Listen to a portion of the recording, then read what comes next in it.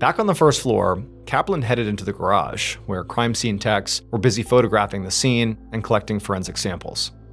Kaplan knelt down next to Dawn's body, which was laying face up between an SUV and the back wall.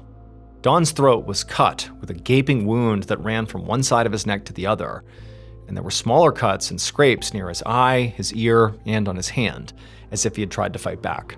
There were also signs of blunt force trauma, as if he had been hit by an object like a baseball bat or maybe just a fist.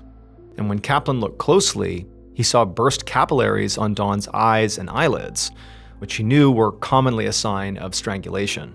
This killing was unusually violent and gruesome, which Kaplan knew meant this was likely personal. Kaplan stood up to examine the blood that was spattered on the walls and refrigerator above Dawn's body, and the bloody handprints on the side of Dawn's truck.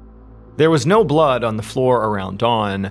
However, it sort of appeared like somebody had recently mopped and maybe tried to clean up the blood afterwards.